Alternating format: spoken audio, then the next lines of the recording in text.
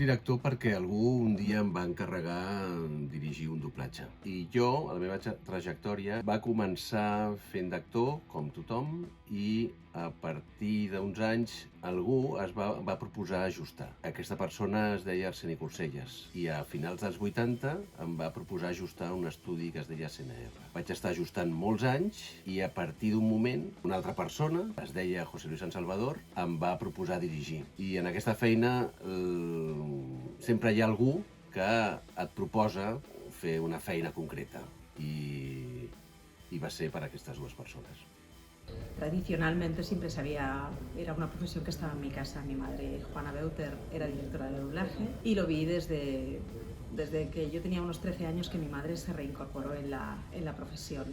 La vi dirigir desde que era niña prácticamente, y cuando ya empecé a hacer doblaje después de la escuela, empecé a dominar, digamos, ya un poco más la profesión y empecé a tener tablas, pues si en algún momento mi madre se le solapaba una dirección con otra o yo qué sé, o había alguna sesión que no la podía atender, pues yo le sustituía así como puntualmente. A partir de ahí, pues bueno, de vez en cuando me caía alguna película, pero no era mi prioridad, puesto que a nivel de actriz de doblaje iba funcionando. Y de pronto pues quise pasar ese legado, ¿no?, que todos hemos recibido, de intentar pues cuidar una película, enseñar a la gente que viene en las generaciones sucesivas, y ahí pues fue cuando ya me dediqué más en pleno a ser directora. Pues busco variedad, busco actores y actrices, busco coraje, busco gente que tenga un punto de empatía y busco al final, en definitiva, que me pueda imaginar ese reparto que está sobre un papel, que me pueda imaginar la versión definitiva y me la imagine creíble, que sea el resultado creíble para el espectador y en primer lugar para mí. Tengo en cuenta varias cosas. Para empezar, que las voces se parezcan a las del original. Es una cuestión de honestidad con el original, de intentar ser un poco pues coherente, ¿no?, con lo que venía de origen, e intentar dar una máxima respuesta de fidelidad.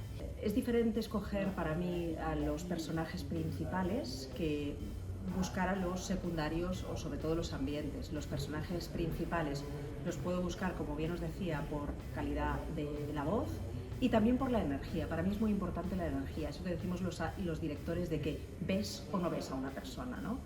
Un personaje, cuando tú lo estás viendo en una película, te da una energía, una forma de hablar, no sé, como una presencia y como una personalidad. Y a veces ves a un actor que tú sabes que tiene esa forma de hacer y te lo recuerda mucho. Entonces es cuando la ves a la persona.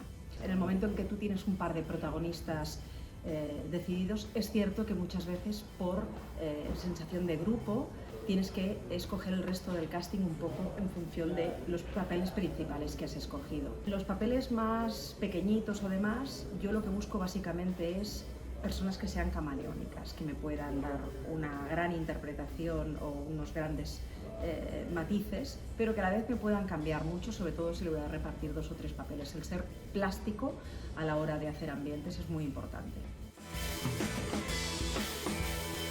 Microbert me parece una iniciativa que recupera cosas del pasado, y creo que este trabajo se ha basado siempre en la tradición. Desde hace 2 décadas más o menos, este trabajo ha perdido la porosidad, la transversalidad que tenía antes. El poder entrar en los estudios, el trabajar juntos, la banda aparte y un poco el pánico a la piratería, pues ha provocado que todo sea mucho más cerrado.